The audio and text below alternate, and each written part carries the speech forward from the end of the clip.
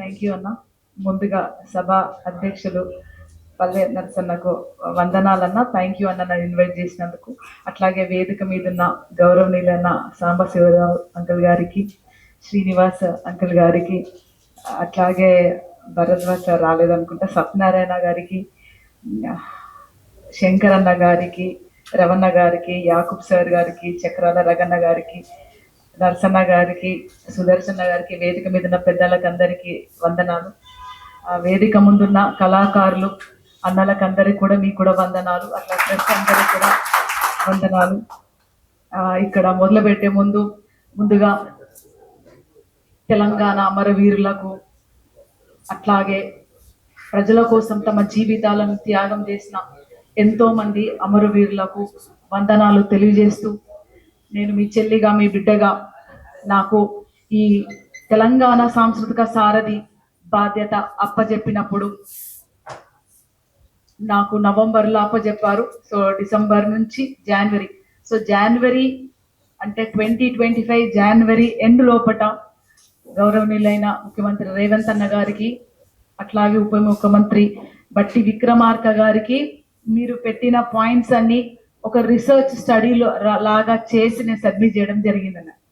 అంటే all this I have covered all the points. అంటే ముందున్న ప్రాబ్లం ఏమైంది, అంటే సిస్టమ్ ఎలా డెవలప్ కాలేదు, సిస్టమ్ లోపాలేంటి, ఒక అడ్మినిస్ట్రేటర్గా ఒక ఆర్గనైజేషన్ నడవాలన్నా కానీ, ఒక ఇల్లు నడవాలన్నా కానీ, ఒక ప్రభుత్వం నడవాలన్నా కానీ ఆ సిస్టమ్ బాగుండాలి.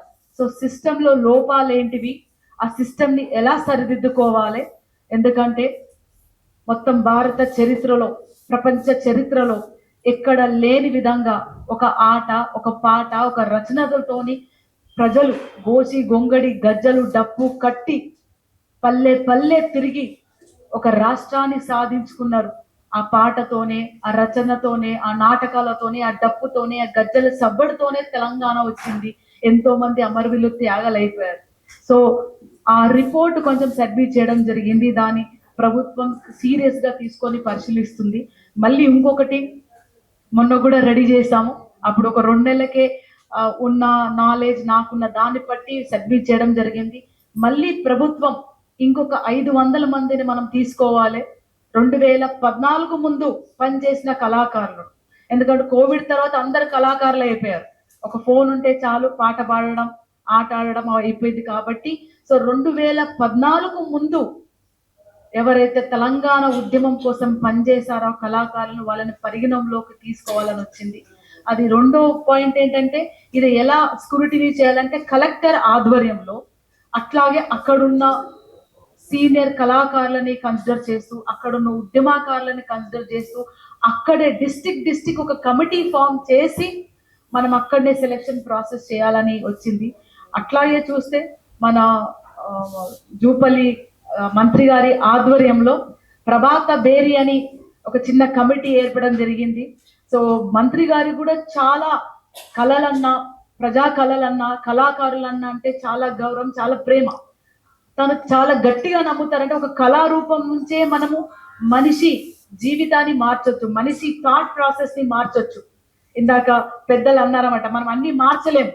వాళ్ళ థాట్ ప్రాసెస్ మీద మనము, వాళ్ళ ఆలోచన విధానం మీద మనం ఏమన్నా ఇంపాక్ట్ చూపెట్టగలిగితే అప్పుడు మనిషిలో మార్పు వస్తుంది అని చెప్పడం జరిగింది. సో ఆ మార్పు తీసుకురావాలి. సమాజంలో జరుగుతున్న అన్యాయాన్ని, అణిచివేతని, ఇంకా వివిధ దారులాలని అరికట్టాలంటే కళారూపాల్లో ముందుకు రావాలి. ఈ కళాకారులని అందరినీ మనం, రచయితని, కవుల్ని, కళాకారుని ఐక్యం చేసి ఒక కమిటీ ఫామ్ చేసి, ఇందాక సార్ అన్నట్టు ఈ కల్చరల్ వింగ్ ని పెద్దగా బలోపేతం చేయాలి. ఎందుకంటే మన సంస్కృతిని, మన కల్చర్ ని కాపాడుకుంటేనే సమాజం ఉంటుంది. ఎందుకంటే ఒక కల్చర్ మీదనే సమాజం నిర్మాణం అవుతుంది. కాబట్టి ఖచ్చితంగా దాన్ని కాపాడుకోవాలి, స్ట్రీమ్ లైన్ చేయాలి. ప్రతి డిస్ట్రిక్ట్ కి ఒక కల్చరల్ వింగ్ ఉండాలి. అప్పుడు ఏమవుతుందంటే ఒక కల్చరల్ డిపార్ట్మెంట్ ఉంటే అక్కడే ఉపాధి కల్పన కలుగుతుంది. ఇంకొకటి ఏం సబ్మిట్ చేశామంటే, కల్చరల్ కార్డ్ వచ్చింది అనుకోండి, మనం ఓన్లీ పాట పాడడానికో డాన్స్కో అని కాకుండా కల్చరల్ టీంలో ఉన్న వాళ్ళు చాలా మంది చదువుకున్నారు, చాలా మందికి టెక్నికల్ కోర్స్ వచ్చు, వివిధ రకాలమైన స్కిల్ ఉంది వాళ్ళకు. సో వాళ్ళ నైపుణ్యతను బట్టి ఆ డిపార్ట్మెంట్ లో మనం ఉద్యోగం ఇప్పించవచ్చు. సో కల్చరల్ కార్డ్ అంటే కల్చరల్ కోటా కింద వివిధ శాఖల్లో కానీ ప్రైవేట్ కానీ గవర్నమెంట్ దాంట్లో కానీ ఆ కల్చరల్ వింగ్ కింద మనం వాళ్ళకి అక్కడ ఉపాధి కల్పన కల్పించవచ్చు. సో ఇవన్నీ ప్రభుత్వ పరంగా ఖచ్చితంగా నాకే కాదు, ప్రభుత్వంలో ఉన్న మంత్రి గారికి కానీ ముఖ్యమంత్రి గారి కానీ ఖచ్చితంగా మనము కళాకారులకు ఉద్యమకారులని కాపాడుకోవాలి. మనం ఎంత వీలైతే అంత వారికి మనం వాళ్ళకు అండగా ఉండి వాళ్ళకు ఉపాధి కల్పన కల్పించాలి, గౌరవాన్ని ఇవ్వాలి అనే ఒక దిశగా వెళ్తున్నది. సో దాని పనిలోనే మేము కూడా ఉన్నాము. సో తప్పకుండా మన కళాకారులకు ఉద్యమకారులకు కవులకు అందరికీ తప్పకుండా తోడుంది ప్రభుత్వ పరంగా మనం ఎంత వీలైతే అంత మనం పనులు చేసి ఉపాధి కల్పన తీసుకొచ్చే విధంగా నేను కూడా మీతో పాటు ఉంటానని తెలియజేస్తూ ఈ అవకాశం ఇచ్చిన పెద్దలకు అందరికీ వందనాలు. Thank you so much.